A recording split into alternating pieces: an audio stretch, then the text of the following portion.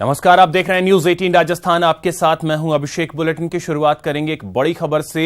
धौलपुर से ये बड़ी खबर आ रही है, जहां पर थ्रेसर मशीन से युवक की मौत हो गई है। थ्रेशर में फंसने की वजह से युवक की जान चली गई और शरीर के चीथड़े उड़ गए। सरसों की फसल निकालते समय यह हादसा हुआ है।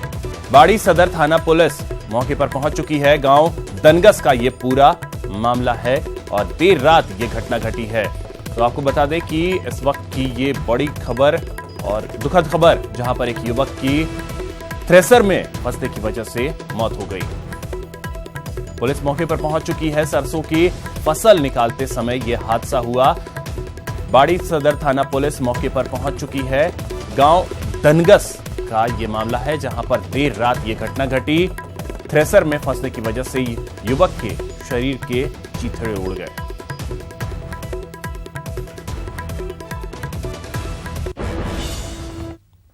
उधर कामा में बारात निकासी में महिलाओं से छेड़छाड़ का विरोध करने पर बारातियों की धुनाई कर दी गई। असामाजिक तत्वों ने बारात पर पथराव किया। मारपीट और पथराव के बाद बारातियों में भगदड़ मच गई, जिसमें 2 महिलाओं सहित 5 बाराती घायल हो गए। घायलों को कामा अस्पताल में भर्ती कराया गया, जहां पर उनका इस वक्त इलाज चल रहा है। पुलिस ने 3 लोगों को हिरासत में ले लिया है। कामा के करतार कॉलोनी की यह घटना बताई जा रही है। 2 महिलाओं सहित कुल 5 बाराती जो हैं वो घायल हो गए हैं। दीपक हमारे सहयोगी इस वक्त हमारे साथ जुड़ गए हैं। दीपक, पूरा वाकया आखिर ये था क्या?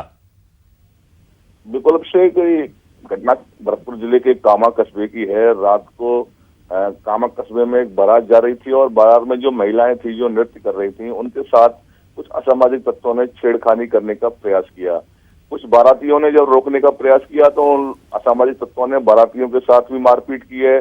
काफी हो हल्ला मचाया है। पूरी बारात में भगदड़ मच गई है और इसमें करीब आधा दर्जन से अधिक लोग घायल हुए हैं। 2 महिलाएं भी इसमें शामिल हैं। बाद में पुलिस मौके पर पहुंची है। पुलिस ने कुछ लोगों को हिरासत में भी लिया है और ये करतार कॉलोनी है कामा कस्बे की, वहां की घटना बताई गई है और फिलहाल पुलिस पूरे मामले की तहकीकात में जुटी हुई है। चलिए, बहुत बहुत शुक्रिया दीपक आपका इन तमाम जानकारियों के लिए। तो कुल 5 लोग घायल हैं, जिनका इस वक्त इलाज चल रहा है।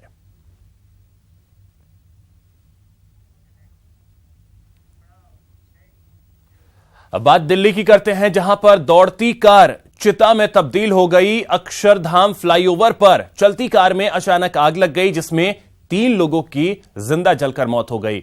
मृतकों में एक महिला और उसकी 2 बेटियां शामिल हैं। महिला का पति किसी तरह एक बेटी को बचाने में कामयाब रहा। आशंका जताई जा रही है कि कार में सीएनजी लीक होने की वजह से यह हादसा हुआ। तो बेहद ही दर्दनाक यह हादसा, जिसमें 3 लोगों की मौत हो गई। महिला और 2 बेटियों की जान चली गई, जबकि पति किसी तरीके से एक बेटी को और खुद को बचाने में कामयाब हुआ। चलती कार में अचानक आग लग गई। राजधानी दिल्ली के अक्षरधाम फ्लाईओवर पे यह हादसा सामने आया।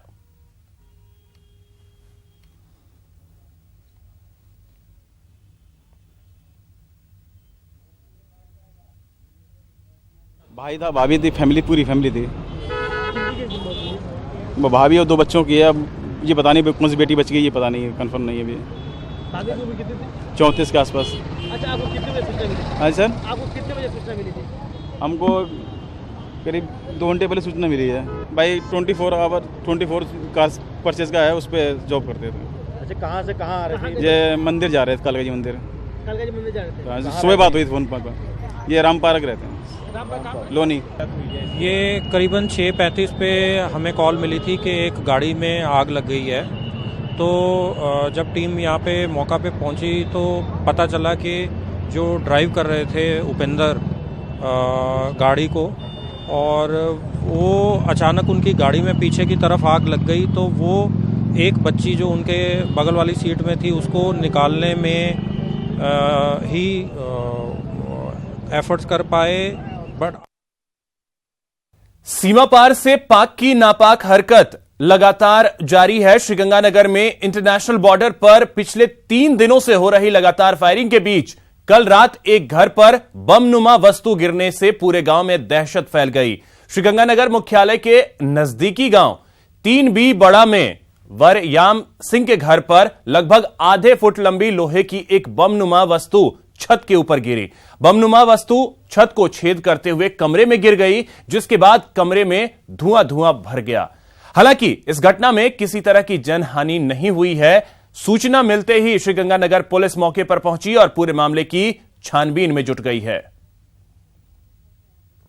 तो तस्वीर भी आप देख सकते हैं कि किस तरीके से छत में छेद हुआ और जो बमनुमा वस्तु है वो कमरे में आ गिरी और अब पुलिस जो है वो मामले की पड़ताल कर रही है।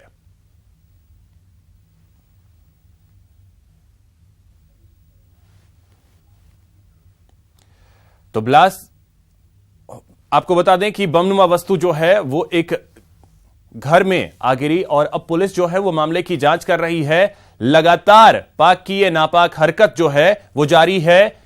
गांव 3B में ये वाकया सामने आया है, जहां पर तस्वीर भी आप देख सकते हैं कि किस तरीके से छत में छेद हुआ और यह बमनुमा वस्तु कमरे में आ गिरी। OLX के जरिए ठगी करने वाले 3 ठग को भरतपुर पुलिस ने गिरफ्तार किया है, जबकि 3 ठग अभी भी फरार हैं। दरअसल स्कॉर्पियो गाड़ी का झांसा देकर बिहार के लोगों को इन ठगों ने शिकार बनाया, जिसके बाद मामला पुलिस तक जा पहुंचा। पुलिस ने नगर सीकरी रोड पर रेलवे फाटक के पास कार्रवाई करते हुए 3 ठगों को गिरफ्तार कर लिया। ठगों के पास से पुलिस ने देसी कट्टा, जिंदा कारतूस और 3 मोटरसाइकिल बरामद की हैं। पकड़े गए सभी शातिर ठग सीकरी थाना के बनेनी गांव के रहने वाले हैं।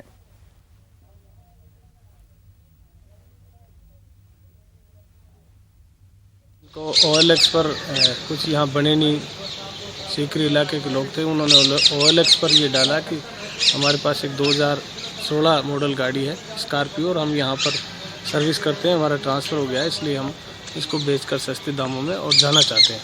इस पर ये OLX पर इन्होंने सेल करने के लिए इनको बुलाया और ये लोग बिहार से चलकर यहाँ पर आ गए। जब ये इतला गौरव कुमार को मिली जाब्ते को, तो यहाँ से ये गाड़ी लेकर उनका पीछा किया। सीकरी फाटक के पास जाके इनको रोका। 3 मोटरसाइकिलों पर ये लोग थे, जिसको बिहार से आए युवक को इन्होंने बिठा रखा था। पुलिस को देखकर ये उस युवक को छोड़कर भागने लगे। तब 3 व्यक्तियों को तो पुलिस ने दबोच लिया और 3 व्यक्ति भागने में सफल हो गए। 5 लाख कुछ लिखा था, गाड़ी अच्छी थी, स्कॉर्पियो गाड़ी थी। उनसे कांटेक्ट नंबर मांगा, कांटेक्ट नंबर दिए हैं और बिहार से हम लोग 2 भाई चलाएँ। आए तो सिकदरी रोड में हम लोग को उतारे और 6 आदमी वो लोग आए थे 3 बाइक से। हमको उठा के गाड़ी में बैठा लिए, ज़बरदस्ती करने लगे थे। एक मेरा भाई थे, भाग के पुलिस के पास चले गए। हमको लेकर जाने लगे, कांटा सटा दिए थे, लेकर जाने लगे तो तब पुलिस तुरंत आगे से उनको भेज। दिल्ली में कांग्रेस की माथापच्चीसी जारी है। आज स्क्रीनिंग कमेटी की बैठक के दूसरे दिन स्पेशल 25 पर महामंथन होगा। इस मंथन में राजस्थान के सीएम अशोक गहलोत और डिप्टी सीएम सचिन पायलट भी शामिल होंगे। कांग्रेस की माथापच्चीसी, स्पेशल 25 के लिए होगा महामंथन। कांग्रेस ने बदली रणनीति, अब सिंगल पैनल पर ही जोर। लोकसभा चुनाव में कांग्रेस प्रत्याशियों के चयन को लेकर दिल्ली में महामंथन जारी है, लेकिन इस बार कांग्रेस ने रणनीति में बदलाव किया है और स्पेशल 25 चुनने के लिए सिंगल पैनल पर जोर दे रही है। कांग्रेस का दावा है कि हर सीट पर सहमति बन भी गई है। कल हमारी स्क्रीनिंग कमेटी की मीटिंग होगी और उस पे हम अपने नाम सब फाइनलाइज करेंगे। लेकिन मुझे खुशी है कि जो फीडबैक हमने लिया पिछले 2-3 हफ्तों में वो बहुत लाभदायक रहा और धरातल पर जो कार्यकर्ता हैं, नेता हैं, जिले के, ब्लॉक के, तहसील के, प्रदेश के, इन तमाम लोगों की राय लेकर हमारे जो अलग अलग सोर्सेज से फीडबैक आया था उसका हमने आकलन करके आज एक लंबी सार्थक चर्चा हुई है और मोटा मोटा आम राय लगभग कंसेंसस हर सीट पर बन चुका है। इस बात की मुझे खुशी है। यही नहीं, कांग्रेस ग्राउंड रिपोर्ट के आधार पर ही नाम फाइनल कर रही है। पूरे 25 सीटों पर चर्चा हुई है और इसमें कुछ इन्फॉर्मेशन, कुछ जानकारियां और जो लेना बाकी हैं, जो मुझे लगता है कि आने वाले 1-2 दिन में मिल जाएगी, जो कि कल की मीटिंग में बैठकर इसमें विस्तार से चर्चा करके और सीसी के लिए फाइनल प्रपोजल तैयार कर लिया जाएगा। टिकट का आधार क्या हो, इसे लेकर भी कांग्रेस का फंडा क्लियर है। तो विजय एक पैमाना है, जीत एक पैमाना है, प्रत्याशी की छवि, प्रत्याशी का जुड़ाव, और प्रत्याशी की पार्टी के प्रति निष्ठा, ये सब एक मानक और मापदंड हैं। और इनको जो इनका निचोड़ जो है, मतलब जो विमर्श है, जो उसका निचोड़ ये है, और उसी के अनुरूप हम लोग प्रत्याशियों का चयन कर रहे हैं। और हमें ये कहते हुए बड़ा हर्ष हो रहा है, बड़ा संतुष्टि है, हर्ष के साथ साथ संतुष्टि है कि बड़े सौहार्दपूर्ण, बड़े अच्छे ढंग से सब चीजें आम सहमति से निकल कर आ रही हैं। आज स्क्रीनिंग कमेटी की बैठक में सभी नामों को फाइनल कर लिया जाएगा। नाम फाइनल हो जाने के बाद वही नाम केंद्रीय चुनाव समिति को भेजा जाएगा। दिल्ली से न्यूज़ 18 के लिए अभिषेक आढ़ा की रिपोर्ट। 2019 के लिए ऐलान जंग हो गया है।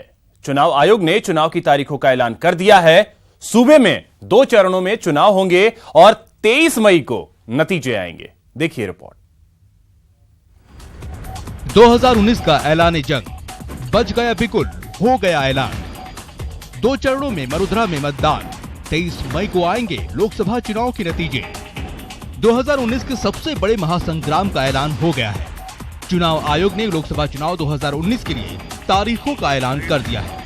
देश में इस बार 7 चरणों में मतदान होंगे और 23 मई को मतगणना होगी। चुनाव की तारीखों के ऐलान के साथ ही पूरे देश में आचार संहिता भी लागू हो गई है। साथ ही चुनाव आयोग ने रात 10 बजे से सुबह 6 बजे तक लाउडस्पीकर के इस्तेमाल पर रोक लगा दिया है। राजस्थान के 25 लोकसभा सीटों के लिए 2 चरणों में मतदान होंगे। 7 चरणों में होगा मतदान। राजस्थान में 2 चरणों में मतदान। 29 अप्रैल को प्रदेश में पहले चरण का चुनाव, 13 लोकसभा सीटों पर होगी वोटिंग। 6 मई को प्रदेश में दूसरे चरण का चुनाव, 12 लोकसभा सीटों पर होगा मतदान। 23 मई को आएंगे लोकसभा चुनाव के नतीजे। लेकिन हमने जो इसमें नोट किया है, एक तो अपना चुनाव जो है 4थे और 5वें चरण में होगा। 4थे चरण में 13 संसदीय क्षेत्रों के चुनाव होंगे और 5वें चरण में 12 संसदीय क्षेत्रों के चुनाव होंगे। पहला जो चरण है 4th, ये इसमें 29/4 को होगा और 5वां चरण में पोलिंग जो है वो 6/5 को होगी। चुनाव आयोग ने ईवीएम की सुरक्षा को ध्यान में रखते हुए ईवीएम को ले जाने वाली सभी पोलिंग पार्टियों की गाड़ियों में जीपीएस लगाने का फैसला भी किया है। इस बार ईवीएम मशीनों पर सारे उम्मीदवारों की तस्वीर भी रहेगी। पूरी चुनावी प्रक्रिया की वीडियोग्राफी होगी। आयोग ने लोकसभा चुनाव के लिए हेल्पलाइन नंबर 1950 जारी किया है। चुनाव आयोग ने शिकायत के लिए एक ऐप लॉन्च किया है। इसमें शिकायत करने पर 100 घंटों के अंदर कार्रवाई होगी। चुनाव आयोग के कंट्रोल रूम में 24 घंटे शिकायत की जा सकेगी। 2019 के ऐलान जंग के बाद सूबे में सियासी सरगर्मियां बढ़ गई हैं, लेकिन अभी तक दोनों ही पार्टियों की ओर से उम्मीदवारों की घोषणा नहीं की गई है। चुनाव तारीखों के ऐलान के बाद अब दोनों ही पार्टियों के लिए माथापच्चीसी बढ़ गई है। Bureau report, news 18 network. तो चुनाव तारीखों के ऐलान के बाद सीएम अशोक गहलोत ने एक बार फिर मोदी सरकार पर सवाल उठाए हैं। गहलोत ने पूछा है कि चुनाव की तारीखों में ऐलान में देरी क्यों हुई। गहलोत ने कहा कि पीएम मोदी के उद्घाटन और शिलान्यास पूरा होने के बाद ही चुनावी शंखनाद किया गया है। तमाम संस्थाओं को मोदी जी, उनकी सरकार बर्बाद करने में तुली हुई है। चाहे सीबीआई हो, चाहे वो ईडी हो, चाहे इनकम टैक्स हो, चाहे आरबीआई हो, चाहे जुडिशरी हो और चाहे इलेक्शन कमीशन ऑफ इंडिया हो। उसका आज का ताज़ा उदाहरण है कि आज ही इन्होंने मोर्च क्यों निकाला, जबकि इनका पहले 8 तारीख था, उसके बाद 4 तारीख का डेट था। अब क्यों निकाला गया, इसका जवाब देना चाहिए सबको कि ये नौबत क्यों आई। लोकतंत्र में जो चुनाव होते हैं उस पर निष्पक्ष चुनाव कराने की जिम्मेवारी एचईआई की है, परंतु अगर दबाव में अगर काम करना पड़े, उन्होंने जो मुद्दे बनाए, किसानों का बनाया है, युवाओं के रोजगार का बनाया है। रोजगार का बहुत बड़ा मुद्दा है और रोजगार के मुद्दे के साथ साथ में महंगाई का मुद्दा है। ये राहुल गांधी जी ने बनाया मुद्दा और उससे बड़ा है राफेल के ऊपर जो आरोप लगे करप्शन के, किस प्रकार मोदी जी ने और पीएमओ ने पैरेलल प्रोसेस अपनाया, इसका पैरेलल प्रोसेस अपनाया।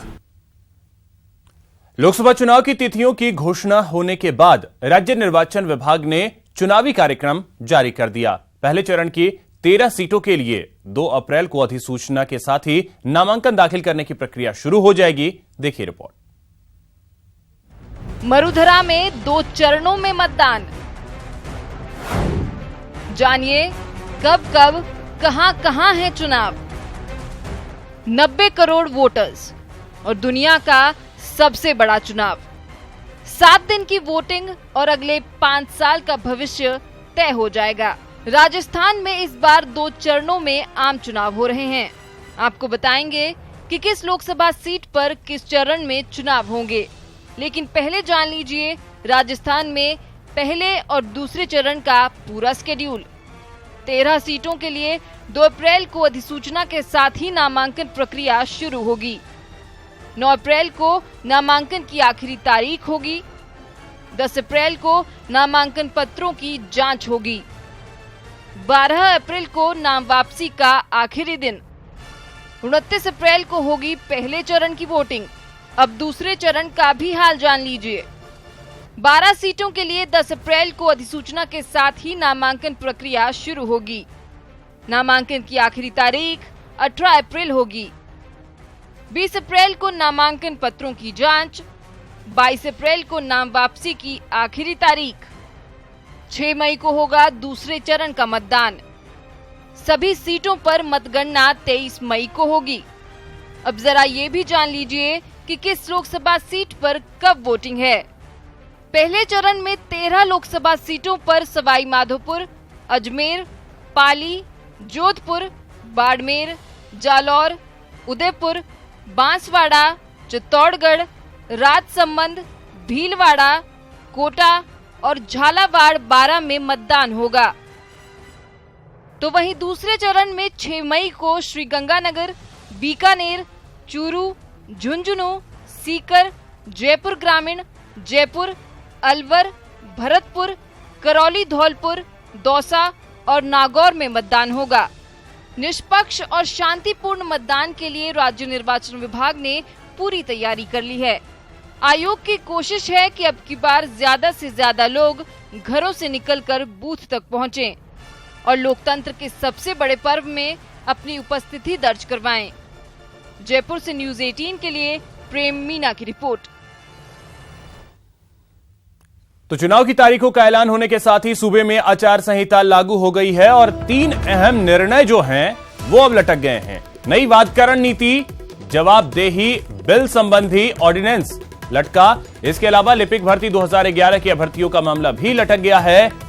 अब 216 अभ्यर्थियों को यथावत रखने का जो फैसला है वो नहीं हो पाएगा।